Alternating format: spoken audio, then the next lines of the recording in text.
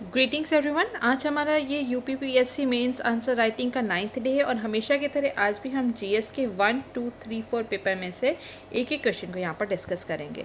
लेकिन लेक्चर शुरू करने के पहले हम आपको बता दें कि यह वीडियो आप study for civil services channel पर देख रहे हैं और आप चाहें तो हमारे पेड कोर्सेज भी ज्वाइन कर सकते हैं। अगर आप यूपीएससी, यूपीपीएससी, एमपीपीएससी या बीपीएससी के लिए प्रिपेयर कर रहे हैं तो आप ही हमारे पेड कोर्सेज ज़रूर से ज्वाइन कर लें। इसमें आपको सारी की सारी पीडीएफ दे दी जाती हैं और इसमें आपको पर्सनल गाइडेंस भी दी जाती है और साथ साथ जो हमारे रेगुलर टेस्ट होते हैं उससे आप अपनी परफॉर्मेंस को भी घर बैठे रेगुलरली इवैल्यूएट कर सकते हैं।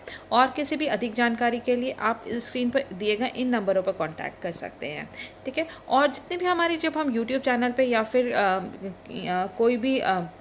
कोई भी वीडियो अपलोड करते हैं या फिर हम लिंक शेयर करते हैं तो उसकी जानकारी हम सब ये अपने टेलीग्राम के फ्री चैनल पे देते हैं।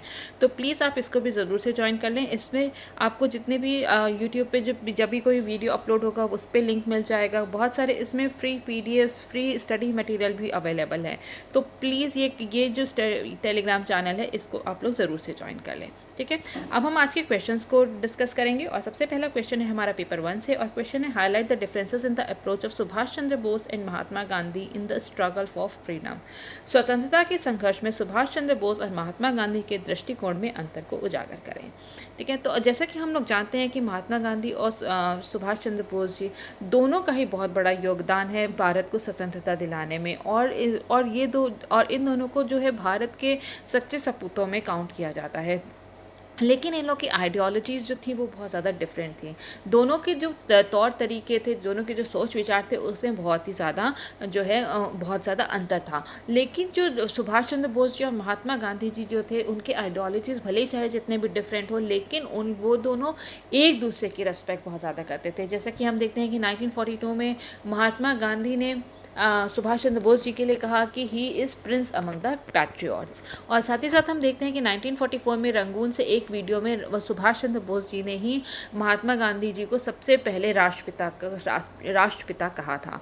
तो हम देखते हैं कि वो दोनों एक दूसरे की रेस्पेक्ट बहुत करते थे लेकिन आइडियोलॉजीज़ बहुत ज़्यादा डिफरेंस है उनके बीच में। कई बार हमने तनाव भी देखे हैं। जैसे कि हमने देखा था कि 1938 में जब सुभाष चंद्र बोस जी को कांग्रेस का प्रेसिडेंट चुना गया था हरिपुरा सेशन में। उसके बाद उनको 1939 में त्रिपुरी सेशन के लिए भी उनको प्रेसिडेंट चुना गया था। लेकिन उस टाइम पे महात्मा गांधी और सुभाष चंद्र बोस जी के बीच में हम लोग तनाव देखते हैं क्योंकि महात्मा गांधी जी चाहते थे कि जो कांग्रेस का जो प्रेसिडेंट बने वो पिता भी सीतारमैया बने, लेकिन वहाँ पे फिर से जो है सुभाष चंद्र बोस जी को चुना गया। तो यहाँ पे उन दोनों के बीच में एक टकरार देखने को मिलता है और जिसमें कि महात्मा गांधी जी ने सुभाष चंद्र बोस जी को उनके प्रेसिडेंट बनने पर बधाई तो दी थी, साथ साथ ये भी कहा था कि पिता भी की हार का मतलब है वो उनकी खुद की हार। तो हम देखते हैं कि यहाँ पर जो है उन दोनों के तनाव बहुत ज़्यादा बढ़ गए थे। लेकिन हम इसी तरह हम देखते हैं कि उन दोनों की आइडियोलॉजीज़ भी जो थी, उनके सोच विचार जो थे वो उनमें भी बहुत ज़्यादा अंतर थे। तो एक बार हम लोग अब उसको जो हमारे क्वेश्चन की डिमांड है कि क्या अंतर है तो हम लोग उस पर डिस्कस कर लेंगे। सबसे पहले अगर हम बात करें महात्मा गांधी की, जैसे कि महात्मा गांधी के बारे में सबको पता है कि वो सत्याग्रह, अहिंसा ही उनके सबसे बड़े हथियार थे। तो वो जो है उन्होंने उनका मानना था कि सत्याग्रह और अहिंसा, नॉन वायलेंस से ही कोई भी कार्य जो है वो आसानी से किया जा सकता है। लेकिन अगर हम सुभाष चंद्र जी बोस जी की बात करें तो उनका मानना था कि जो नॉन वायलेंस है, अहिंसा है, वो पर्याप्त नहीं है हमें भारत को स्वतंत्रता दिलाने में। तो यहाँ पर हम देखते हैं कि जो सुभाष चंद्र बोस जी हैं उनको कोई हिचक नहीं थी। अगर वायलेंट मीन्स को भी चुनने में तो उनको कोई हिचक नहीं थी यहाँ। और जबकि जैसे कि हमने देखा है कई बार बहुत सारे एग्जांपल्स हैं जैसे कि चंपारण, खेड़ा सत्याग्रह, तो इन सब अहमदाबाद मिल स्ट्राइक, यहाँ पर जो है महात्मा गांधी ने सिर्फ सत्याग्रह और नॉन वायलेंस के बल पे ही सारी की सारी जितनी भी जीत है वो हासिल की थी। ठीक है। इसके बाद हम देखते हैं कि जो महात्मा गांधी जी हैं उनकी गणना जो होती है वो एक नरमपंथी दल के सदस्य की तरह होती है क्योंकि उनका जो झुकाव था वो गोपाल कृष्ण गोखले और रविन्द्रनाथ टैगोर जी की तरफ ज़्यादा था। गोपाल कृष्ण गोखले जो कि उनके पॉलिटिकल गुरु भी माने जाते हैं। यही अगर हम सुभाष चंद्र बोस जी की बात करें तो उनकी गणना जो होती है वो उग्रवादी दल के सदस्य के रूप में होती है क्योंकि उनका जो झुकाव था वो बाल गंगाधर तिलक और अरविंदो घोष जैसे लोगों की तरफ थी। मतलब कि उनकी जो सोच थी वो बहुत ही अलग थी। वो वो जो थे वो लोग वायलेंट मीन्स की तरफ जो है उनका ज़्यादा झुकाव था, जबकि जो मॉडरेट्स थे उन लोग के वो लोग 3 पीस पर विश्वास करते थे, प्रेयर्स, पिटिशन एंड प्रोटेस्ट पे। ठीक है। और लेकिन जो एक्सट्रीमिस्ट थे या फिर हम कह सकते हैं जो उग्रवादी दल के थे वो लोग वायलेंट मीन्स भी यूज़ करते थे। इसके बाद हम देखते हैं कि जो महात्मा गांधी है उनके लिए मीन्स और एंड, साधन क्या है और अंत का परिणाम क्या है, वो दोनों ही बहुत ही ज़्यादा महत्वपूर्ण है। साधन भी अच्छा होना चाहिए किसी अच्छे रिजल्ट को पाने के लिए। ठीक है। तो महात्मा गांधी समझते थे कि मीन्स अगर क्या ज़रिया है, क्या एक्शन अपनाए जा रहे हैं किसी भी एंड रिजल्ट को पाने के लिए, वो भी बहुत उनके लिए महत्व रखता था। लेकिन जो सुभाष चंद्र बोस जी थे उनके लिए एंड रिजल्ट उतना इम्पॉर्टेंट, बहुत ज़्यादा इम्पॉर्टेंट रखता था, इतना कि मीन्स नहीं रखता था। क्या ज़रिया है, क्या एक्शन लिया जा रहा है, वो ज़्यादा इम्पॉर्टेंट नहीं है, एंड रिजल्ट जो है वो अच्छा होना चाहिए। उनका मानना था कि अंत भला तो सब भला, all is well if the end is well. ठीक है। तो हम देखते हैं कि क्या कहते हैं, जो सुभाष चंद्र बोस जी थे, ठीक है, जो सुभाष चंद्र बोस जी थे वो उनको ये था कि किसी भी तरीके से ब्रिटिशर्स से उनको स्वतंत्रता प्राप्त करनी है, उससे उनको कोई फ़र्क नहीं पड़ता था कि वो कौन से मीन्स को वो ले रहे हैं, जिसकी वजह से जो है उनका जो झुकाव हुआ, उन्होंने बहुत टाइम हमने देखा है कि उन्होंने कई बार जो है नाजीज़ की या फासिस्ट की, और हम कह सकते हैं कि इवन इम्पीरियल जापान की भी उन्होंने मदद ली थी यूरोपियन से लड़ने के लिए। तो उनके लिए मीन्स बहुत ज़्यादा इम्पॉर्टेंट नहीं था, उनके लिए अंत इम्पॉर्टेंट था और उनका एंड गोल था कि भारत को स्वतंत्रता दिलाना। लेकिन यहीं पर जो है महात्मा गांधी जो है उनके लिए मीन्स और एंड्स जो थे वो दोनों ही बहुत ज़्यादा इम्पॉर्टेंट थे, और उन्होंने कभी भी नहीं सोचा कि नाजीज़ या फिर फासिस्ट के जो हैं हम उनकी मदद लें यूरोपियंस के खिलाफ। ठीक है। तो यहाँ पे इन लोग की आइडियोलॉजी में बहुत बड़ा हमें डिफरेंस देखने को मिलता है। इसके बाद हम देखेंगे कि जो महात्मा गांधी थे वो स्टेटलेस सोसाइटी स्टेटलेस सोसाइटी के बहुत ही एडवोकेसी करते थे। उनका मानना था कि जो इंडिया में जो है स्टेटलेस सोसाइटी होनी चाहिए, सेल्फ रूल होना चाहिए, लोगों का खुद पर से डिसिप्लिन होना चाहिए, कोई भी ऐसी जो है कोई भी एडमिनिस्ट्रेटिव बॉडी नहीं होनी चाहिए, कोई भी सरकार नहीं होनी चाहिए, उनका ये मानना था गांधी जी का। लेकिन यहीं पे अगर हम सुभाष चंद्र बोस जी की बात देखें तो उनका जो है आइडियाज़ जो थे हम देखते हैं कि बहुत ज़्यादा फ्लिप कर रहे थे। पहले वो डेमोक्रेसी को एडवोकेट कर रहे थे कि डेमोक्रेसी होनी चाहिए, उस पर बहुत ज़्यादा जोर दे रहे थे। उसके बाद हम देखते हैं कि वो जो है वो उन्होंने अथॉरिटेरियन फॉर्म ऑफ गवर्नमेंट को बढ़ावा दिया। क्यों? उनका मानना था कि क्योंकि इंडिया की गरीबी हटाने के लिए, सामाजिक असमानता हटाने के लिए जो है डेमोक्रेसी जो है लोकतंत्र जैसी व्यवस्था जो है वो काम नहीं कर पाएगी, इसलिए उसके लिए एक सत्तावादी सरकार होना बहुत ज़्यादा ज़रूरी है। इसके बाद हम देखते हैं 1930 में सुभाष चंद्र बोस जी जो हैं उनके जो हैं फिर से आइडियाज़ बदले, और उन्होंने कहा कि सोशलिज्म और फासिज्म दोनों के मिक्स होना चाहिए, जिसको कि नाम दिया गया साम्यवाद। ठीक है। तो उनका मानना था कि जो सोशलिज्म है वो आपस में लोगों के बीच में प्यार बढ़ाएगा, भाईचारा बढ़ाएगा, लव, इक्वालिटी, समानता, ये सब बढ़ाएगा, और फासिज्म जो है वो बहुत ही ज़्यादा डिसिप्लिन्ड होते थे। तो इसलिए उनका मानना था कि डिसिप्लिन एक्शन बहुत ज़रूरी है साथ साथ सोशलिज्म के साथ। तो उनका मानना था कि जो अथॉरिटेरियन फॉर्म ऑफ गवर्नमेंट के बाद उनका जो आइडिया था वो था कि फासिज्म और सोशलिज्म दोनों का जो है मिली जुली होनी चाहिए, मिली जुली गवर्नमेंट होनी चाहिए यहाँ पे इंडिया में, जिससे कि इंडिया में भाईचारे को बढ़ाया जा सके, यहाँ पे इक्वालिटी को बढ़ाया जा सके और गरीबी को घटाया जा सके। इसी के साथ हम देखते हैं कि जो महात्मा गांधी थे वो इंडस्ट्रियलाइजेशन के बहुत ज़्यादा खिलाफ थे। जैसे कि हमने देखा है उन्होंने खादी पे बहुत जोर दिया, उन्होंने विलेज इंडस्ट्रीज़ पे, जो गाँव में जो चरखा है उस पर बहुत बढ़ावा दिया। लेकिन यहाँ पे हम सुभाष चंद्र बोस जी को देखते हैं कि उन्होंने बोला कि इंडस्ट्रियलाइजेशन बहुत ज़्यादा ज़रूरी है अगर इंडिया से गरीबी को हटाना है। तो यहाँ पे भी हम देखते हैं कि दोनों की आइडियोलॉजी जो है वो बहुत ज़्यादा डिफरेंट थी। इसके बाद हम देखते हैं कि महात्मा गांधी जी ने बात की थी कि मास पार्टिसिपेशन की, लेकिन ये जो पार्टिसिपेशन होना चाहिए, जो मास का पार्टिसिपेशन होना चाहिए, ये शांतिपूर्ण तरीके से होना चाहिए। क्यों? क्योंकि जो मास है वो बहुत दिन तक जो है बहुत दिन तक जो है वो वायलेंट मीन्स यूज़ करके जो है उनको बहुत दिन तक मोटिवेट नहीं किया जा सकता है। और साथ साथ अगर वो वायलेंट मीन्स यूज़ करेंगे या फिर वो हथियार उठाएंगे, तो उनका मानना था कि वो जो है उनको दबाया जा सकता है सरकार द्वारा, उनको जेल में डाल दिया जाएगा, उनको सरकार द्वारा जो है दबाया जा सकता है। तो इसलिए उन्होंने कहा था कि उनका शांतिपूर्ण तरीके से उनका पार्टिसिपेशन होना चाहिए, मास का पार्टिसिपेशन, ठीक है। और यहीं अगर हम बात करें कि जो सुभाष चंद्र बोस जी थे, उन्होंने भी बोला कि मास पार्टिसिपेशन तो होना बहुत ज़रूरी है, क्योंकि अगर पूरे देश को अगर स्वतंत्रता दिलानी है तो पूरे देशवासियों को ज़रूरी है कि इसके लिए खड़ा होना बहुत ज़रूरी है।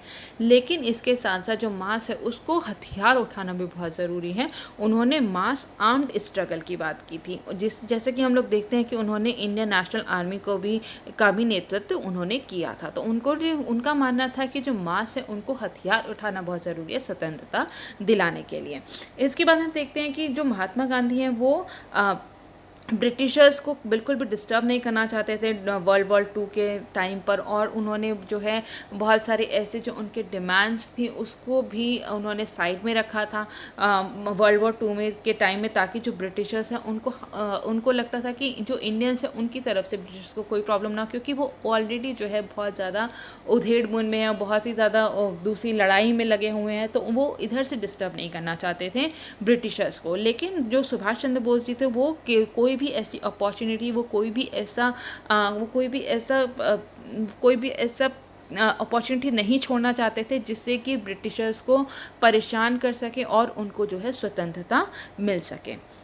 इसके बाद अगर हम देखें तो जो महात्मा गांधी थे वो चाहते थे कि इंडिपेंडेंस जो है वो फेजेस में मिले। जैसे कि हमने बात की जो मॉडरेट्स थे उनका था कि प्रेयर्स करो, पिटीशन करो, प्रोटेस्ट करो।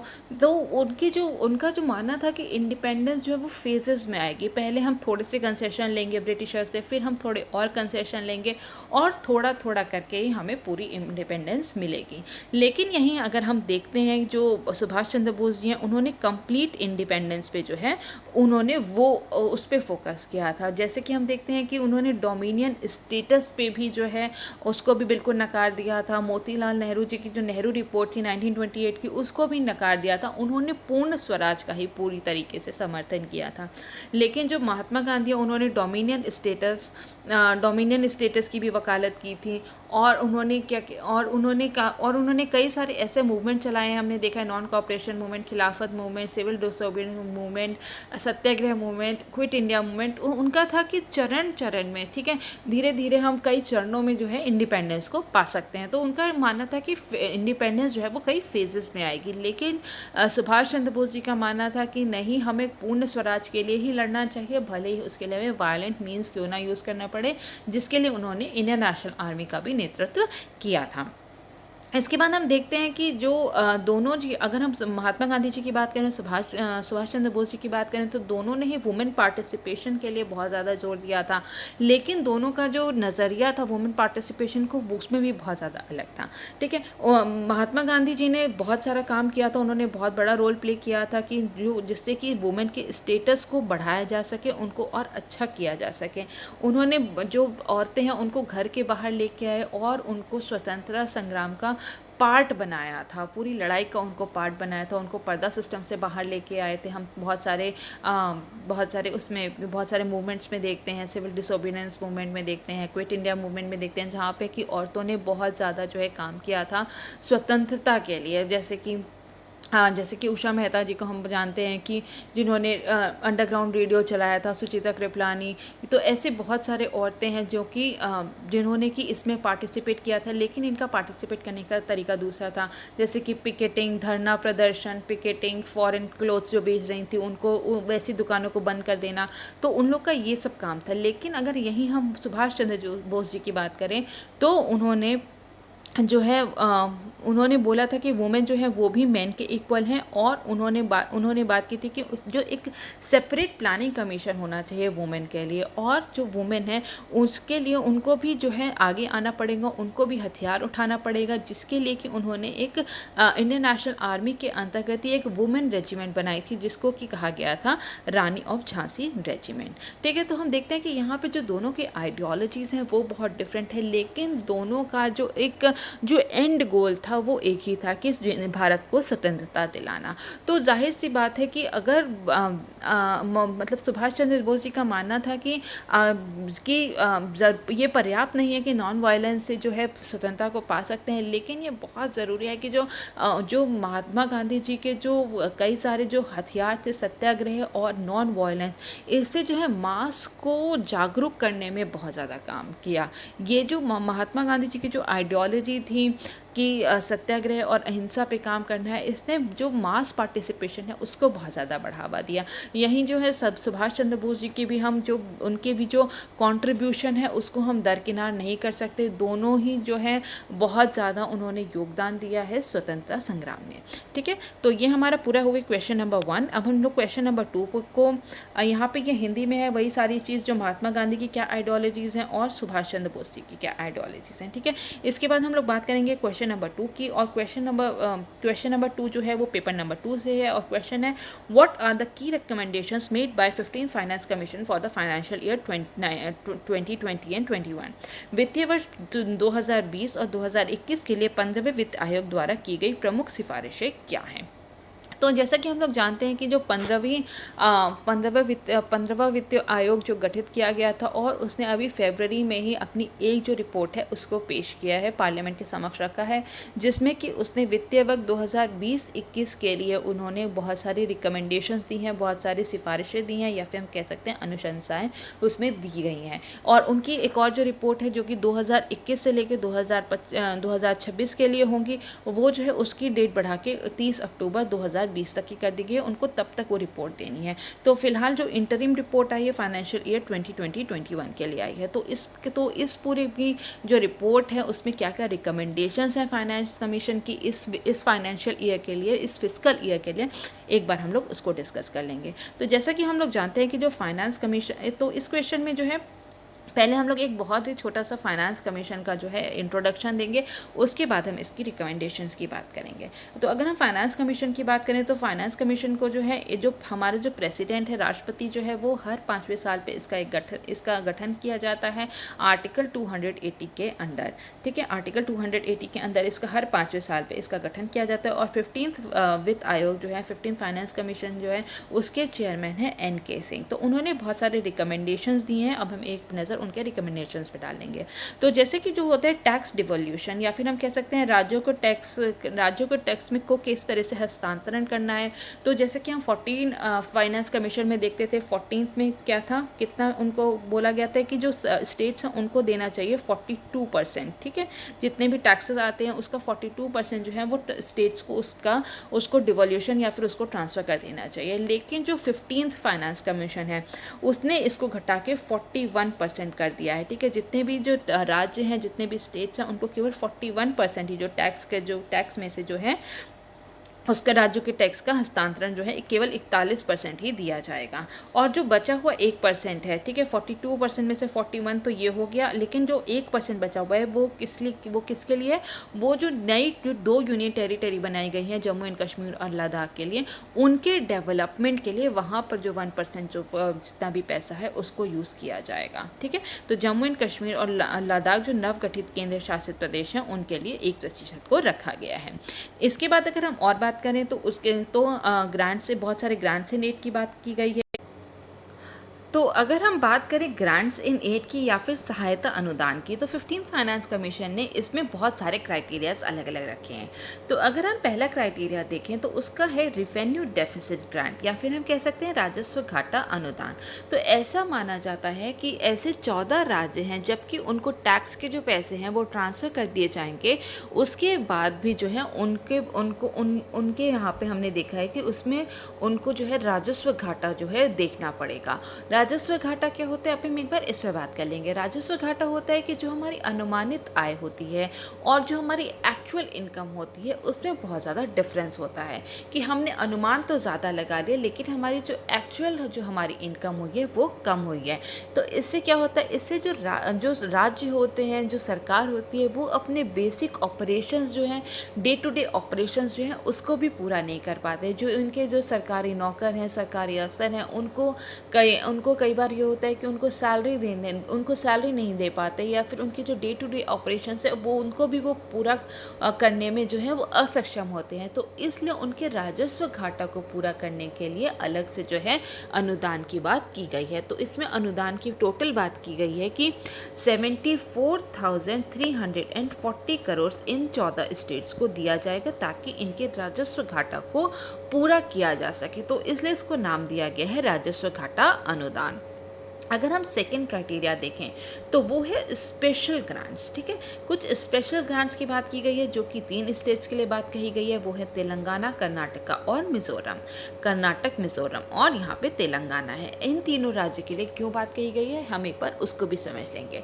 क्योंकि ऐसा माना जाता है कि जब टैक्स के पैसे जो हैं इन सारे स्टेट्स को ट्रांसफ़र कर दिए जाएंगे, तो इन स्टेट्स को भी जब ट्रांसफ़र कर दिए जाएंगे और इनका जो रेवेन्यू डेफिसिट जो ग्रांट है उसको पूरा कर दिया जाएगा, तब भी ये देखा गया है कि वित्तीय वर्ष 2019-20 के मुकाबले 2020-22 में जो 20-21 में जो इनका जो पूरा जो ग्रांट है उसमें इनको लॉस हो रहा है। ठीक है, पिछले वर्ष के मुकाबले इस साल उनको लॉस होगा, तो इसलिए इन लोग के लिए स्पेशल ग्रांट का भी प्रोविज़न रखा गया है।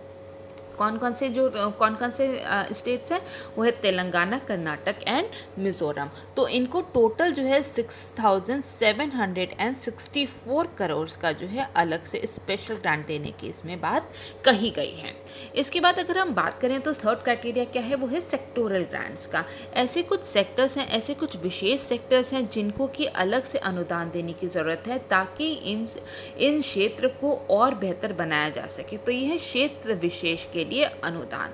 तो ऐसे कौन कौन से क्षेत्र हैं, जो कि है न्यूट्रिशन का क्षेत्र है, लोगों के स्वास्थ्य संबंधित क्षेत्र है, या फिर प्री प्राइमरी एजुकेशन के लिए जो है अलग से अनुदान दिया जाने के लिए बात कही गई है ताकि इन सब सुविधाओं को और बेहतर बनाया जा सके और लोगों को इनका और ज़्यादा लाभ पहुंचाया जा सके।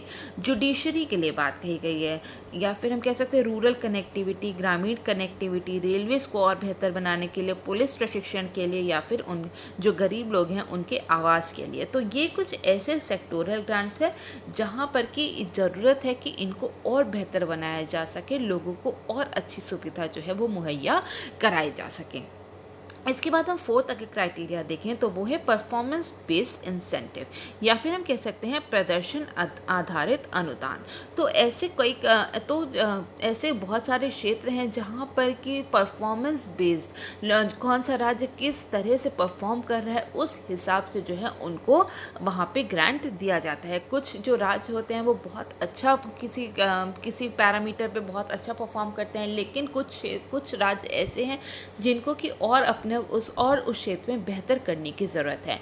तो उनकी परफॉर्मेंस के बेसिस पे जो है उनको ग्रांट देने की बात कही गई है 15 फाइनेंस कमीशन में। तो इसमें भी बहुत सारे सेक्टर्स हैं, या फिर हम कह सकते हैं सब डिवीज़न किए गए हैं जिसके बेसिस पे उनको ग्रांट दिया जाएगा।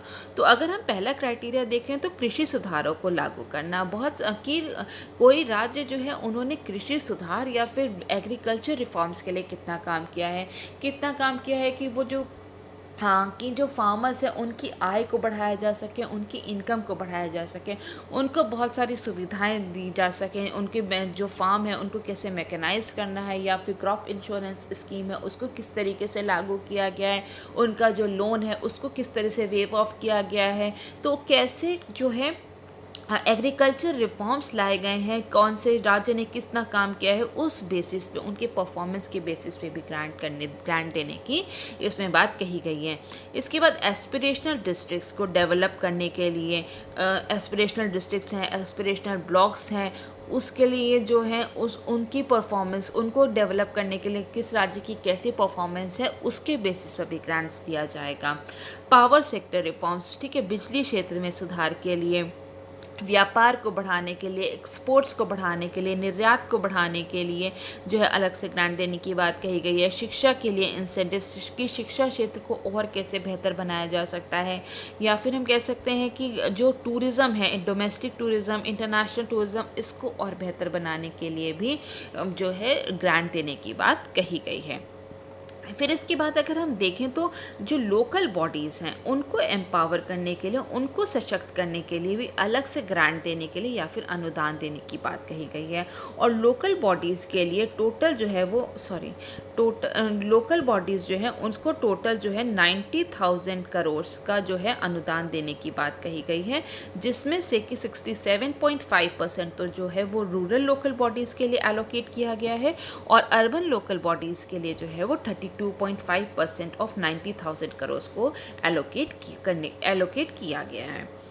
इसके बाद हम देखते हैं डिज़ास्टर रिस्क मैनेजमेंट या फिर आपदा जोखिम प्रबंधन के लिए भी अलग से ग्रांट देने की बात कही गई है। इसमें बात कही गई है कि एक नया जो है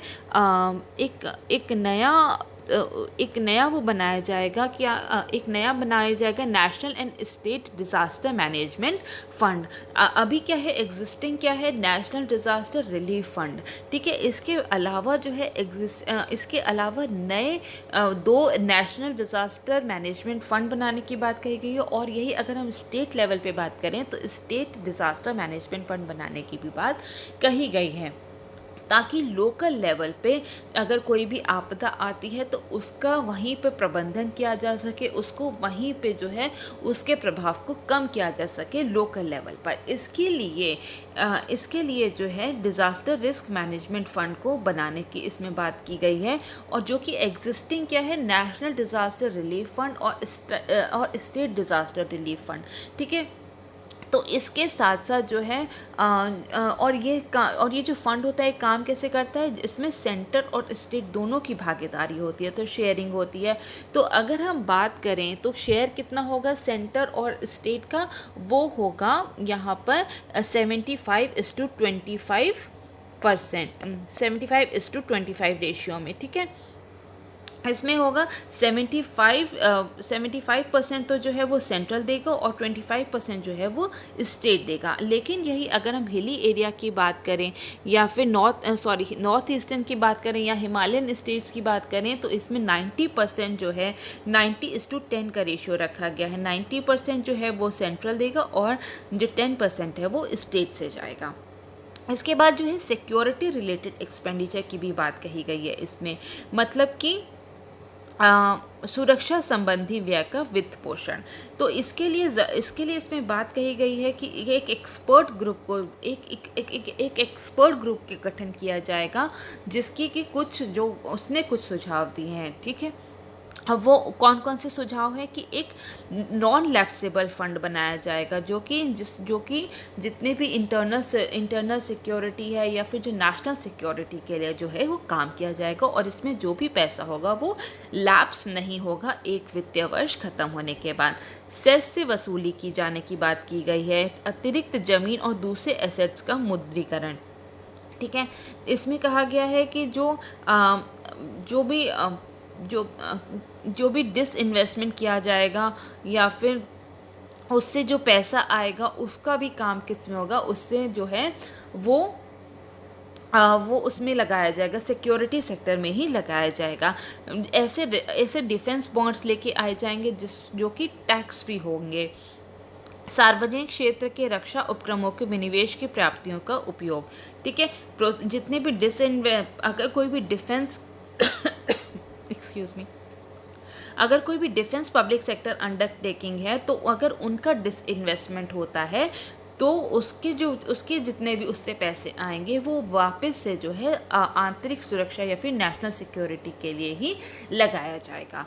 तो ये बहुत सारे 15 फाइनेंस कमीशन ने रिकमेंडेशंस दिए हैं कौन से ईयर के लिए, वो 20 फाइनेंशियल ईयर 2020 एंड 21 के लिए। तो ये हमारा यहाँ पे सेकंड क्वेश्चन कंप्लीट होता है, और अब हम लोग बात करेंगे थर्ड क्वेश्चन की।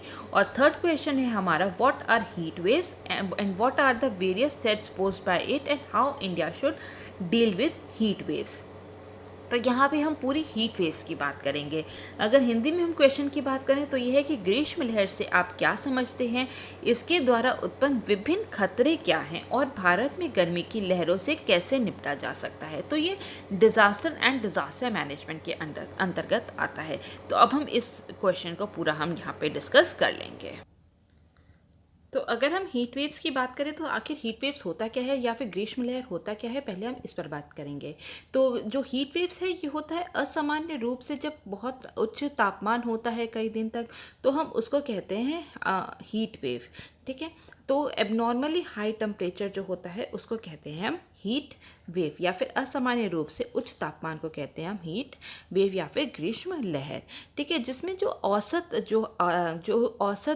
जो सामान्य तापमान होता है या फिर जो औसत तापमान होता है उससे जब तापमान जो है अधिक रहता है, हम उसको कहते हैं ग्रीष्म लहर। और ये जो है मुख्यतः जो है ये नॉर्थ वेस्टर्न इंडिया में ज़्यादा देखा जाता है। ठीक है। उत्तर पश्चिमी क्षेत्र में जो है भाग जो है वो ग्रीष्म लहर से ज़्यादा प्रभावित होता है इंडिया में। इसके बाद हम देखते हैं कि जो ग्रीष्म लहर है ये जनरली हम देखते हैं कि मार्च से लेकर जून तक चलती है, और कभी कभी देखा गया है कि ये एक्सटेंड होकर जुलाई तक भी चलती है। तो ये होता है ग्रीष्म लहर। तो अगर ग्रीष्म लहर का बहुत सारे क्राइटेरियाज रखे गए हैं कि ग्रीष्म लहर को क्या कहते हैं। तो अगर हम प्लेन एरियाज़ को देखें तो अगर किसी इलाके में या किसी क्षेत्र में 40 डिग्री सेल्सियस या फिर उससे अधिक का तापमान है, तो वहाँ पर हम कहते हैं कि वो ग्रीष्म लहर के अंतर्गत आता है। और अगर हिली एरियाज़ के लिए यही जो है क्राइटेरिया जो है वो 30 डिग्री सेल्सियस का है, और कोस्टल एरियाज़ के लिए जो क्राइटेरिया है वो 37 डिग्री सेल्सियस या फिर उससे ज़्यादा का है। जो तटीय क्षेत्र होते हैं उसमें 37 डिग्री या उससे ज़्यादा का जो तापमान होता है, तो उसको कहते हैं कि वो ग्रीष्म लहर के अंतर्गत आते हैं। तो जो हमारा जो भारतीय मौसम विभाग है या फिर इंडियन मेट्रोलॉजिकल डिपार्टमेंट जो है, उसने भी बहुत सारे क्राइटेरिया सेट किए गए हैं। उसने भी बहुत सारे क्राइटेरिया सेट किए हैं कि कब वो हीट वेव को जो है वो डिक्लेयर करेगा एज अ डिज़ास्टर। ठीक है। तो उसको डिक्लेयर करने के लिए बहुत सारे जो क्राइटेरिया हैं। पहला, अगर हम टेम्परेचर से देखें कि टेम्परेचर जो नॉर्मल टेम्परेचर है, जहाँ जो कि हमने इसमें बात की है कि ये वाले प्लेन एरियाज़ के लिए 40 डिग्री सेल्सियस या फिर उससे ज़्यादा, हिली एरियाज़ के लिए 30 डिग्री या उससे ज़्यादा, या कोस्टल एरिया के लिए 37 डिग्री से उससे ज़्यादा।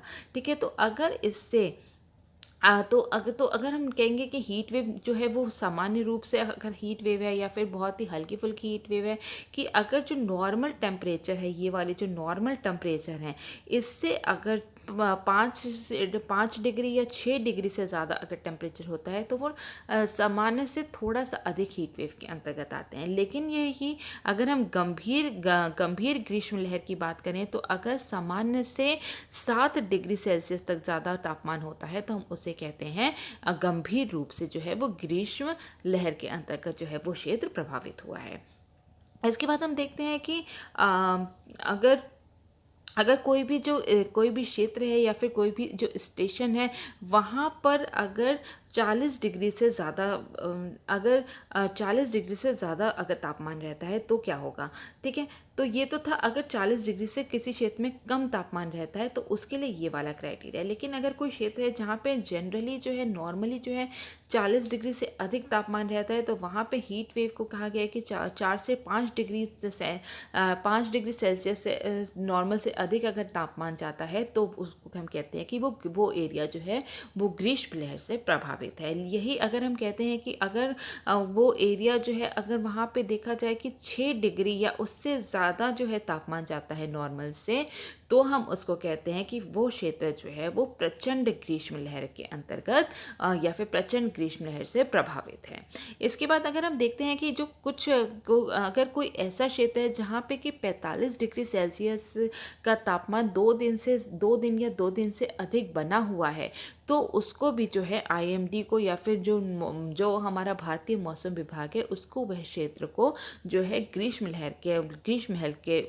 लहर द्वारा प्रभावित घोषणा कर देनी चाहिए उस क्षेत्र को। ठीक है। तो ये हो गई हमारी पूरी ग्रीष्म लहर की बात या फिर हीट वेव क्या होता है।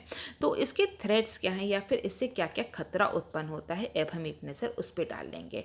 तो अगर हम बात करें कि अगर इसका स्वास्थ्य पे बहुत बुरा असर पड़ता है, लोगों के स्वास्थ्य पे बहुत असर पड़ता है, क्योंकि जो बॉडी होती है वो बहुत ही ज़्यादा डिहाइड्रेट होती है। जब बहुत ही ज़्यादा लू चलती है या फिर गर्म हवाएं चलती हैं तो उससे क्या होता है, उससे जो है बॉडी की जो है डिहाइड्रेट होने लगती है, उसमें पानी की कमी हो जाती है, जिसको कि हम निर्जलीकरण कहते हैं। इसके बाद हम देखते हैं कि हीट स्ट्रोक, हीट एठन इन सब बीमारियों से भी जो है लोग जो हैं वो प्रभावित होते हैं। अगर हम हीट क्रैम्प्स की बात करें तो हीट क्रैम्प्स क्या होते हैं, हीट क्रैम्प्स होते हैं जबकि लोगों को स्वेलिंग हो जाती है, या फिर लोग जो है बेहोश हो जाते हैं, या फिर उनमें जो है बुखार की समस्या जो है वो देखी जाती है। ऐसे ही हम हीट एग्जॉशन की बात करें तो उसमें क्या होता है, उसमें जो इंसान जो है वो थका थका महसूस करता है, उसके सर में दर्द रहता है, उसको मछली सी आती है, पसीना बहुत ज़्यादा आता है, नौजिया है, मसल क्रैम्प से ऐसी उनको जो है समस्या झेलनी पड़ती है। और यही अगर हम हीट स्ट्रोक की बात करें, हीट स्ट्रोक जो होता है वो बहुत ही ज़्यादा जो है वो घातक होता है। इसमें लोगों को दौरे पड़ सकते हैं, या फिर वो जो इंसान है वो कोमा में भी जा सकता है। इसमें जो बॉडी का तापमान है वो 104 डिग्री से ज़्यादा चला जाता है। तो ये जो है ये जो हीट स्ट्रोक है ये बहुत ही ज़्यादा घातक होता है, जो कि हीट वेव के कारण हो सकता है। इसके साथ साथ जो हम देखते हैं, जब जो तापमान जब बढ़ता है तो बहुत सारे जो हैं जो बहुत सारे बैक्टीरियाज हैं, वायरसेस हैं, वो बहुत ज़्यादा जो है एक्टिव हो जाते हैं, जिसके कारण बहुत सारी जो हैं बीमारियां, नई नई बीमारियां जो हैं उसके लोग चपेट में आ जाते हैं, जैसे कि डेंगू है, मलेरिया है। ऐसे रोग जो होते हैं वो बहुत ज़्यादा फैलते हैं अगर जो तापमान जब बढ़ता है तो। ठीक है, लॉस ऑफ वर्क आवर्स या फिर लेबर उत्पादकता में नुकसान बहुत ज़्यादा होता है, क्योंकि ऐसा माना जाता है अगर 1 डिग्री सेल्सियस अगर तापमान बढ़ता है तो उससे जो किसी भी लेबर का जो है 2% प्रोडक्टिविटी जो है वो डाउन हो जाती है। तो ये भी हम देखते हैं कि ये इसका एक बहुत ही बड़ा जो है खतरा है लोगों की प्रोडक्टिविटी के ऊपर। इसके बाद हम देखते हैं कि लॉस ऑफ एग्रीकल्चर प्रोडक्टिविटी, तापमान के बढ़ने के कारण जो कृषि उत्पादकता है उसमें भी हमें कमी देखने को मिलती है, जिससे कि हमारा जो पूरा इकोनॉमिक स्ट्रक्चर है, पूरा जो एग्रीकल्चर सेक्टर है वो बहुत ज़्यादा प्रभावित होता है। वाटर स्कैरिसिटी की बहुत ज़्यादा प्रॉब्लम होती है, पानी की कमी बहुत ज़्यादा हो जाती है, क्योंकि वाटर टेबल जो है वो बहुत ज़्यादा डाउन चला जाता है। लोगों की डिमांड जो है वो पानी की बहुत ज़्यादा बढ़ जाती है, जिससे कि वाटर स्ट्रेस जो होता है वो बहुत बढ़ जाता है। तो पानी की कमी बहुत ज़्यादा हमें देखने को मिलती है जब भी हीट वेव जैसी हमें समस्या देखने को मिलती है। तो इसके बाद हम देखते हैं हीट वेव से जो हमारे एनवायरनमेंट है, हमारे पर्यावरण है, उसके लिए भी ये बहुत बड़ा खतरा होता है, क्योंकि जो भी हमारे वेजिटेशंस होते हैं वो सूखने लगते हैं, जिसके कारण जो है आग लगने का डर रहता है। जैसे कि हम लोग ने देखा है कि गर्मी के दिन में कई बार जंगलों में आग लग जाती है, तो जो वाइल्ड फायर हम जिसको कहते हैं, वाइल्ड फायर्स होते हैं, इसमें जो बायोलॉजिकल एक्टिविटीज़ होती हैं वो लोगों की बहुत ही ज़्यादा कम हो जाती है। इसके बाद हम कार्बन सिक्वेस्ट्रेशन जैसी समस्या को भी देखने को इसमें मिलता है। इसके बाद इसमें जो एक और इकोनॉमिक थ्रेट जो है, या फिर इकोनॉमिक लॉस की हम बात कर सकते हैं, कि जो ठंडा करने के जो उपकरण है उनका बहुत ज़्यादा यूज़ होने लगता है, जो कि इट्सेल्फ ये तो एक तो इकोनॉमी के लिए बहुत ही ख़राब है, और दूसरा जो है ये पर्यावरण के लिए भी हमारे बहुत ही ज़्यादा नुकसानदेह होते हैं। तो इस तरीके से हमने देखा कि बहुत सारे जो क्या क्या खतरे हैं, क्या क्या इफ़ेक्ट हो सकते हैं, नकारात्मक इफ़ेक्ट जो हो सकते हैं वो हैं हीट वेव्स के। इसके बाद जो है कैसे इससे डील किया जा सकता है, एक नज़र हम इस पर डाल लेंगे। ठीक है, how to deal with heat waves. तो अगर हम सबसे पहले बात करें तो एफॉरेस्टेशन या फिर वनीकरण करके हम जो है हीट वेव की समस्या को थोड़ा सा कम कर सकते हैं। मेनली जो है हीट वेव का जो समस्या होती है वो अर्बन एरियाज़ में होती है, तो जहाँ पे कि बहुत ज़्यादा पॉल्यूशन होता है, तो वहाँ पे ज़रूरी है कि बहुत ज़्यादा जो है पेड़ों को उगाया जाए। जो भी वहाँ पे ग्रीन पैच है वहाँ पे बहुत ज़्यादा पेड़ों को उगाया जाए, ताकि जो एक अर्बन हीट आइलैंड बन जाता है उसको बनाने से हम रोक सकें, और जिससे कि हम हीट वेव जैसी समस्या को हम जिसे कम करने में हमें मदद मिलेगी। तो वनीकरण करना बहुत ज़रूरी है, पेड़ लगाना बहुत ज़्यादा हमें ज़रूरी है, अर्ली वार्निंग सिस्टम होना बहुत ज़रूरी है, पूर्व चेतावनी प्रणाली होना बहुत ज़रूरी है, ताकि लोगों को पहले से ही वार्न किया जा सके, उनको कॉशन किया जा सके कि ऐसी जो आगे आने वाले समय में जो है तापमान वो है और बढ़ सकता है, जो ह्यूमिडिटी है वो बहुत ज़्यादा हाई हो सकती है। अगर लोगों को ऐसे पहले से चेतावनी दी जाए तो वो लोग खुद से ही बहुत सारे प्रिकॉशंस लेके चलेंगे। जैसे कि घर से निकलते समय वो अपने साथ पानी लेके चलेंगे, या फिर हम कह सकते हैं कि अगर उनको बहुत ज़्यादा ज़रूरी काम नहीं है तो वो दोपहर में जो है, या फिर जिसमें कि सनलाइट बहुत ज़्यादा होती है 12 बजे से लेके 4 बजे तक या 5 बजे तक शाम के, तो उस टाइम पे वो घर रह सकें। तो ये पहले से चेतावनी देनी बहुत ज़रूरी है, इसलिए अर्ली वार्निंग सिस्टम जो है ये बहुत ही ज़्यादा इम्पॉर्टेंट है। इसके बाद पब्लिक आउटरीच होना बहुत ज़रूरी है, सार्वजनिक पहुंच होना बहुत ज़रूरी है कि अगर आपने सारे जो इन्फॉर्मेशन है कलेक्ट कर ली कि हाँ हीट वेव से जो है क्षेत्र प्रभावित हो सकता है, लेकिन अगर उस इंफॉर्मेशन को अगर आप लोगों तक पहुंचाएंगे ही नहीं तो उस इंफॉर्मेशन का कोई फ़ायदा नहीं है। तो इसलिए पब्लिक आउटरीच होनी बहुत ज़रूरी है, और ये हो सकती है जैसे कि बल्क मैसेजेस लोगों को किए जा सकते हैं, या फिर मीडिया के थ्रू ऐसी बातों को फैलाया जा सकता है, मीडिया के थ्रू इन सब बातों का प्रसार किया जा सकता है, मौसम की जानकारी दी जा सकती है। या फिर हम कह सकते हैं कि जो ट्रैफिक इंटरेक्शन होते हैं, जैसे जो बड़े चौराहे हैं वहाँ पर तापमान की जो है पूरी सूचनाएं दी जा सकती हैं।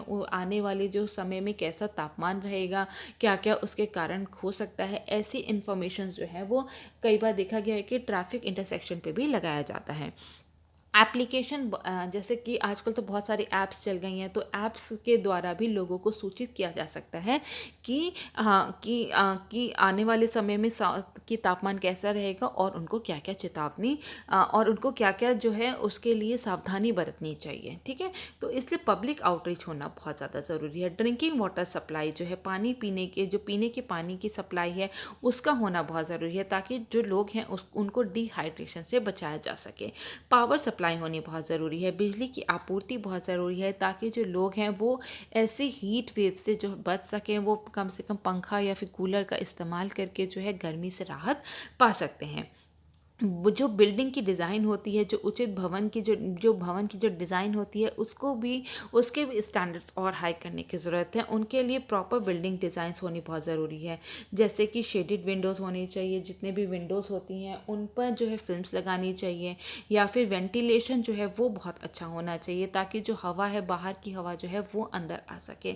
इसके बाद जो है इंसुलेटेड मटेरियल लगाना बहुत ज़रूरी है। इंसुलेटेड सामग्री का भी उपयोग करके जो है हीट वेव जैसी समस्या से बचा जा सकता है। इसके बाद हम देखते हैं कि जो वर्कर्स की सेफ्टी के लिए, ठीक है, वर्कर्स की सेफ्टी के लिए काम करना बहुत ज़रूरी है, खासतौर से उन वर्कर्स के लिए जो कि बाहर काम करते हैं, जैसे कि जितने भी लॉजिस्टिक्स वाले होते हैं, जो उसकी कुरियर वाले होते हैं, हम समझ सकते हैं, या फिर जो फ्लिपकार्ट और अमेज़न का हमारा सामान लेके आते हैं उनके लिए, या फिर ऐसे वर्कर जो कंस्ट्रक्शन वर्कर्स होते हैं, तो उनके लिए हमें जो है बहुत सारे काम करने की ज़रूरत है, कि जो उनको जो है उनके जो वर्किंग आवर्स हैं, हम उनको जो है उनको फ्लेक्सिबल कर सकते हैं, कि वो दोपहर में जिस टाइम की सनशाइन बहुत ज़्यादा होती है, दोपहर 12 बजे से लेकर शाम को 4 बजे तक, उस टाइम पे उनको बाहर का काम ना दिया जाए, जिससे कि वो जो है ग्रीष्म लहर की चपेट में ना आए। ठीक है, तो उनकी वर्कर सेफ्टी पे हमें बहुत ज़्यादा जोर देने की ज़रूरत है। इलेक्ट्रिकल व्हीकल्स पे जोर देने की ज़रूरत है। फॉसिल फ्यूल्स के कारण, क्योंकि जब कार्बन एमिशन होता है तो उससे इटसेल्फ ग्लोबल वार्मिंग बहुत ज़्यादा होती है, तो उससे भी तापमान बहुत ज़्यादा बढ़ता है उस समय पर। तो इसलिए ज़रूरी है कि हम लोग इलेक्ट्रिक व्हीकल्स पर ज़्यादा जोर दें और उसका ज़्यादा से ज़्यादा इस्तेमाल करें। रिन्यूएबल सोर्स ऑफ एनर्जी पर जोर देने की ज़रूरत है। ठीक है, ऊर्जा के अक्षय स्रोत जैसे कि हाइड्रो पावर हो गए या फिर सोलर पावर हो गए, जिससे कि लोगों को घर घर बिजली भी पहुंचाई जा सके सोलर पावर के थ्रू। और जो है अगर हम कोल के जो यूज़ को कम करेंगे पावर जनरेशन के लिए, बिजली उत्पादन के लिए, अगर हम कोयले के यूज़ को कम करेंगे, तो उससे भी जो है ग्लोबल वार्मिंग को बहुत हद तक कंट्रोल किया जा सकता है, और जो तापमान बढ़ रहा है उसको भी कंट्रोल किया जा सकता है। तो इसलिए ज़रूरी है कि रिन्यूएबल एनर्जी पे हम लोग ज़्यादा जोर दें। मेडिकल फैसिलिटीज़ होनी बहुत ज़रूरी है, चिकित्सा सुविधाएं होनी बहुत ज़रूरी है कि जब भी कोई ऐसी समस्या है हीट वेव्स जैसी, तो जो जितने भी सरकारी अस्पताल हैं या फिर प्राइवेट अस्पताल हैं उन पर जो मेडिकल फैसिलिटीज़ होनी बहुत ज़रूरी है। ज़रूरी है कि हॉस्पिटल के पास उस टाइम पर प्रॉपर स्टॉक हो ओआरएस का, ग्लूकोज का या फिर पोटेशियम क्लोराइड का। तो इन सब का जो है मेडिकल जो है हॉस्पिटल्स के पास ज़रूरी है कि इन सब का स्टॉक हो, उनको रेडिली अवेलेबल रहना चाहिए टेलीफोन पे लोगों की समस्या को हल करने के लिए। साथ साथ जो ऐसे मेडिकल स्टाफ्स होते हैं, पैरामेडिकल स्टाफ्स होते हैं, उनको ट्रेन करना भी बहुत ज़रूरी है कि इस तरीके समस्या से कैसे निपटा जा सकता है। अगर बहुत ज़्यादा ऐसे पेशेंट्स आ रहे हैं तो उनको कैसे उनके साथ डील किया जा सकता है। तो इसलिए चिकित्सा सुविधाएँ होनी बहुत ज़्यादा ज़रूरी हैं। नॉन गवर्नमेंट और सिविल सोसाइटी के साथ जो है सहयोग से भी हम जो है ग्रीष्म लहर से जो है निपट सकते हैं। जो उनकी मदद से जो है बस स्टैंड को और अच्छा बनाया जा सकता है, उनके मदद से जो है टेम्पररी शेल्टर होम्स बनाए जा सकते हैं, जिससे कि जो ऐसे लोग हैं जिनके पास घर नहीं है उनको जो है ग्रीष्म लहर से बचाया जा सके। इसके बाद बहुत सारी ऐसी पारंपरिक प्रथाएं हैं या फिर ट्रेडिशनल प्रैक्टिसेस हैं जिसको भी हम अपनाकर जो है ग्रीष्म लहर से बच सकते हैं। जैसे कि ढीले कपड़े पहनना, गाढ़े रंग के कपड़े ना पहनना, हल्के रंग के कपड़े पहनना उस टाइम जब ऐसी गर्मियों में जैसे पहनते हैं हल्के रंग के कपड़े पहना जाता है। और जैसे कि पुरानी कहावत है कि जेठ मास से दोपहरिया सोवे, ठीक है। तो कि जेठ मास में जो है दोपहरिया में सो जाना चाहिए, दोपहर के वक्त सो जाना चाहिए, ताकि जो है ऐसी जो गर्मी में लोग जो हैं वो बाहर ना निकलें और ग्रीष्म लहर से जो है उनका बचाव किया जा सके। तो ऐसी कुछ ट्रेडिशनल प्रैक्टिसेस हैं जिनका कि इम्प्लीमेंट करके भी हम ग्रीष्म लहर से बचा जा सकता है, ठीक है। तो ये हमने पूरी बात कर ली है ग्रीष्म लहर की। अब हमारा जो नेक्स्ट क्वेश्चन है वो है पेपर नंबर 4 से, और क्वेश्चन है discuss the public service code as recommended by the second administrative reform commission. द्वितीय प्रशासनिक सुधार आयोग द्वारा अनुशंसित लोक सेवा संहिता पर चर्चा करें। तो अब हम पूरा इस क्वेश्चन को एक बार देख लेंगे, ठीक है। तो हमारा अगला क्वेश्चन जो है वो पेपर नंबर 4 से है, और क्वेश्चन है discuss the public service code as recommended by the second administrative reform commission. मतलब कि द्वितीय प्रशासनिक सुधार आयोग द्वारा अनुशंसित लोक सेवा संहिता पर चर्चा करें। तो यहाँ पर हम पूरा बात करेंगे कि पब्लिक सर्विस कोड क्या है और सेकेंड एडमिनिस्ट्रेटिव रिफॉर्म कमीशन के क्या क्या इसमें उसके सुझाव थे इस बारे में, ठीक है। तो अगर हम देखें तो ये जो पूरा जो बिल है पब्लिक सर्विस बिल के अंतर्गत ही पब्लिक सर्विस कोड को लाया गया था, ठीक है। तो सेकेंड एडमिनिस्ट्रेटिव रिफॉर्म कमीशन ने कहा था कि जो पब्लिक सर्विस बिल 2007 लाया जा रहा है उसके अंतर्गत जो है पब्लिक सर्विस कोड को भी इंक्लूड किया जाए। तो पब्लिक सर्विस कोड इसलिए हम कह सकते हैं कि पब्लिक सर्विस बिल 2007 के अंतर्गत ही लाया गया था, उस तभी लाया गया था। तो इसने कहा था कि बहुत सारे ऐसी क्वालिटीज़ होती हैं, ऐसे बहुत सारे गुण होते हैं जो कि सिविल सर्वेंट्स को एफिशिएंट बनाते हैं। तो वो कौन सी क्वालिटीज़ होनी चाहिए, कौन से गुण होने चाहिए, किस तरीके से उनको आचरण करना चाहिए, क्या उनका बिहेवियर होना चाहिए, किस तरीके से उनको ड्यूटी करनी चाहिए, जब भी वो कोई काम करते हैं तो उसमें कौन से रूल्स एंड रेगुलेशंस को फॉलो करना चाहिए। तो ये सब जो है ये सब दिया गया था पब्लिक सर्विस कोड में, ठीक है। तो जो हमारा जो एथिक्स होता है, एथिक्स क्या होता है? एथिक्स हमारे मूल्य होते हैं, सिद्धांत होते हैं जो कि हमें सही कार्य करने में, सही काम करने में मदद करते हैं, जो कि हमारे बिहेवियर को गाइड करते हैं, जो कि हमें बताते हैं कि क्या सही है और क्या गलत है।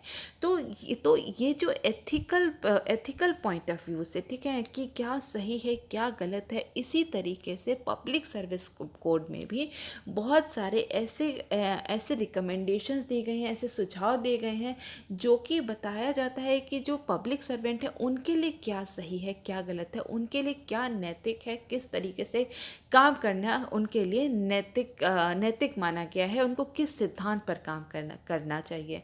तो ये सब दिया गया है पब्लिक सर्विस कोड में। तो सेकेंड एडमिनिस्ट्रेटिव रिफॉर्म कमीशन के क्या क्या विचार, क्या क्या सुझाव थे, अब हम एक नज़र उस पर डाल लेंगे।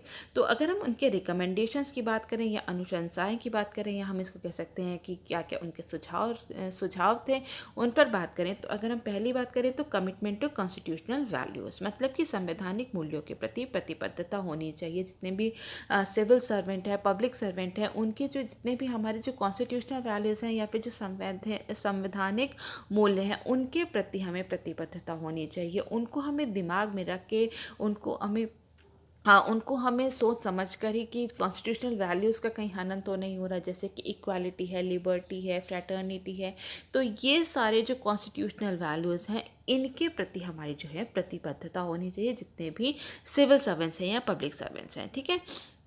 इसके बाद हम सेकेंड बात करें तो जितने भी अगर वल्नरेबल सेक्शन के वल्नरेबल सेक्शन या फिर वीकर सेक्शन ऑफ सोसाइटी जो हैं, मतलब कि समाज के कमज़ोर और जो पिछड़े वर्ग हैं, उनके लिए सहानुभूति होनी चाहिए, उनके लिए स्नेह भाव, दया भाव होना चाहिए पब्लिक सर्वेंट के अंदर। क्योंकि जो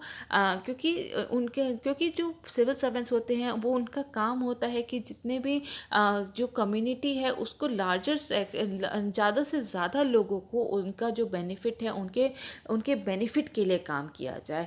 तो जो वीकर सेक्शन है, जो मार्जिनल सेक्शन है, वल्नरेबल सेक्शन है, उनके प्रति भी उनकी प्रतिबद्धता होती है कि उनको भी कैसे उनका उत्थान किया जाए, कैसे उन तक जितनी भी पॉलिसीज़ हैं या फिर उनकी जितनी भी रिसोर्सेज हैं कंट्री की, उसमें उनकी कैसे हिस्सेदारी हो। तो उनके भी उनके लाभ के लिए, उनके बेनिफिट के लिए भी जो है ज़रूरी है कि उनके बेनिफिट के लिए ज़रूरी है कि जो सिविल सर्वेंट्स हैं, उनके अंदर जो है वीकर सेक्शन के प्रति जो है एक दया भाव हो, स्नेह भाव हो, या फिर हम कह सकते हैं सहानुभूति हो।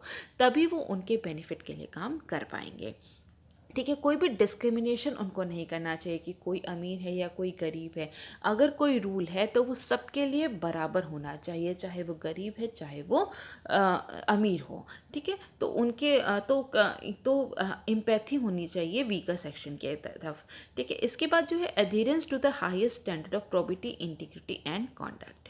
इसका मतलब है कि जो भी आप एक्शन कर रहे हैं, जो भी आप काम कर रहे हैं, वो आप अपनी पूरी ईमानदारी से करेंगे, अपनी पूरी इंटीग्रिटी से करेंगे, और जो भी आप कार्य कर रहे हैं वो ऐसा करें कि जो आपके उच्चतम आचरण के उच्चतम मानक का जिससे कि पालन हो। एक हायर स्टैंडर्ड आपको सेट करना है अपने बिहेवियर से, अपने एक्शन से, कि किसी भी कार्य में, किसी भी सिचुएशन में जो सबसे बेहतर तरीका हो सकता है उस कार्य करने को, आपको उस तरीके से कार्य करना चाहिए। Commitment to the citizens concern and public good, नागरिकों की चिंता और सार्वजनिक भलाई के प्रति प्रतिबद्धता होनी चाहिए। जो भी सिविल सर्वेंट्स होते हैं, उनका काम होता है पॉलिसी मेकिंग का। तो उनको ये सोच विचार की पॉलिसी बनानी चाहिए कि जिससे कि ज़्यादा से ज़्यादा कम्युनिटी जो है, ज़्यादा से ज़्यादा लोग जो हैं उससे लाभान्वित हों, उनको ज़्यादा से ज़्यादा लाभ मिले। साथ ही साथ जो सिविल सर्वेंट्स होते हैं, उनका काम होता है कि जितने भी हमारे संसाधन हैं, जितनी भी रिसोर्सेज अवेलेबल हैं कंट्री में, उसका कैसे एफिशिएंट यूज़ करें, इफ़ेक्टिवली यूज़ करें, जिससे कि ज़्यादा से ज़्यादा लोगों को उसका लाभ हो। उनको तो उस किस तरीके से उस रिसोर्सेज को उस किस तरीके से एलोकेट करें जिससे कि ज़्यादा से ज़्यादा सोसाइटी का जो है लाभ हो। इसके साथ साथ ये भी है कि जितनी भी अगर उनको कोई भी संसाधन जो है उपलब्ध कराए जाते हैं सिविल सर्वेंट्स को, जैसे कि सरकारी गाड़ी है या फिर बिजली है या टेलीफोन है, तो उनका भी उन्हें जो है बहुत ही पूरे ऑनेस्टी के साथ इस्तेमाल करना चाहिए, उसका मिसयूज़ नहीं करना चाहिए, ठीक है। इसके बाद है कि impartiality, political and non partisanship, अपने जो भी कार्य करें वो निष्पक्षता से करें, वो गैर राजनीतिक होकर काम करें, किसी भी पॉलिटिकल पार्टी के से एफिलिएट ना हो, या फिर वो किसी भी पॉलिटिशियन का जो है वो तरफदारी ना करें। उनको निष्पक्ष होकर जो है अपना सारा काम करना चाहिए। ऑब्जेक्टिविटी, निष्पक्षतावाद को उनको जो है उसको फॉलो करना चाहिए। जो अपने भी रूल्स एंड रेगुलेशंस हैं, जो भी उनके जो कोड ऑफ कंडक्ट हैं उसको फॉलो करते हुए, जो भी उनके जो सर्विस रूल बुक के जो रूल्स हैं, रूल्स एंड लॉस हैं, उसको पूरी तरीके से फॉलो करना चाहिए, निष्पक्ष होकर फॉलो करना चाहिए। किसी का भी जैसे क्या कहते हैं भाई भतीजावाद नहीं करना चाहिए। तो उस तरीके से उन्हें बिल्कुल ही निष्पक्ष होकर कोई भी कार्य करना चाहिए। अकाउंटेबिलिटी, वो जो भी कार्य कर रहे हैं उसमें उनकी जवाबदेही होनी चाहिए। वो उनको अपने एक्शन की पूरी रिस्पॉन्सिबिलिटी लेनी चाहिए कि हाँ उन्होंने ये कार्य किया है, और उसके प्रति उनकी जवाबदेही भी होनी चाहिए। डिवोशन टू ड्यूटी, अपने कर्तव्य के प्रति समर्पण रहना चाहिए। जो भी उनका कर्तव्य है, जो भी उनका काम है, अपने ड्यूटी को उन्हें पूरी ईमानदारी से करना चाहिए। तो ये कुछ सेकेंड एडमिनिस्ट्रेटिव रिफॉर्म कमीशन के कुछ रिकमेंडेशंस थे जो कि पब्लिक सर्वेंट्स के लिए थे, जिसको कि पब्लिक सर्विस कोड बिल में 2007 में इंक्लूड किया गया था। तो ये माना जाता है कि अगर इस तरीके से अगर कोई भी पब्लिक सर्वेंट या फिर जो सिविल सर्वेंट है वो काम करें, उनको इस तरीके से काम करना चाहिए कि उनका जो बिहेवियर है, मतलब कि उनका जो आचरण है, उनके जो चॉइसेस हैं, वो जिस भी संसाधन का चुनाव कर रहे हैं, जिस भी पॉलिसी का चुनाव कर रहे हैं, वो किस तरीके से एलोकेट कर रहे हैं, तो वो जिस भी चीज़ का चुनाव कर रहे हैं या फिर जो भी अपना कार्य कर रहे हैं, तो वो वो इस तरीके से होना चाहिए जिससे कि ज़्यादा से ज़्यादा कम्युनिटी जो है, larger section of the society, जो सोसाइटी एट लार्ज जो है वो बेनिफिट हो, ज़्यादा से ज़्यादा लोग जो हैं उससे लाभान्वित हो। उनको ये चीज़ दिमाग में अपने रखना चाहिए। तो ये हमने पूरी बात कर ली पब्लिक सर्विस कोड की, ठीक है। तो अब इसके बाद हम कुछ बात करेंगे कि जब हमने अभी फाइनेंस कमीशन को जब हमने यहाँ पे पूरा डिस्कस किया था कि 15 फाइनेंस कमीशन की क्या रिपोर्ट है, इंटरिम रिपोर्ट क्या है एक्चुअली में फॉर द फाइनेंशियल ईयर 2020-21। तो यहाँ पे तो हमने फाइनेंस कमीशन की पूरी बात की थी कि उनकी रिपोर्ट क्या आई है। लेकिन अगर आपको पूरा फाइनेंस कमीशन के बारे में जानना है कि फाइनेंस कमीशन काम क्या करता है, उसके फंक्शंस क्या हैं, तो वो हमने पहले कवर कर रखा है, जिसका कि लिंक मैंने डिस्क्रिप्शन बॉक्स में दे रखा है। इसी के साथ साथ जो लक्ष्मीकांत में जो फाइनेंस कमीशन का पूरा चैप्टर है वो ज्ञान सर ने कवर कर रखा है, उसका भी जो है लिंक जो है वो डिस्क्रिप्शन बॉक्स में है। आप प्लीज़ अगर आप चाहते हैं, अगर कुछ समझ में नहीं आ रहा है तो आप उसको जाके फिर से वो वीडियोस देख सकते हैं, ठीक है। इसके बाद हम बात करेंगे कि पिछले वीडियो में कुछ लोगों ने क्वेश्चन पूछे थे कि क्या यूपीपीएससी में भी क्वेश्चंस जो होते हैं वो क्वेश्चन बुकलेट में जो हमें बुकलेट मिलती है उसमें प्रिंट होते हैं। तो हाँ बिल्कुल वो प्रिंट होते हैं। पहले एक क्वेश्चन प्रिंट होता है, उसके बाद आपको स्पेस दी जाती है, उसके बाद ही जो है दूसरा क्वेश्चन प्रिंट होता है। इस तरीके से पूरी बुकलेट होती है, और जो आपको इतना स्पेस दिया होता है कि आप अगर जो शॉर्ट आंसर्स हैं उसमें 125 वर्ड्स लिखने हैं, उसके बाद भी बहुत सारी स्पेस बची रहती है। और जो 200 वर्ड्स वाले क्वेश्चन होते हैं उसमें भी इनफ स्पेस होती है।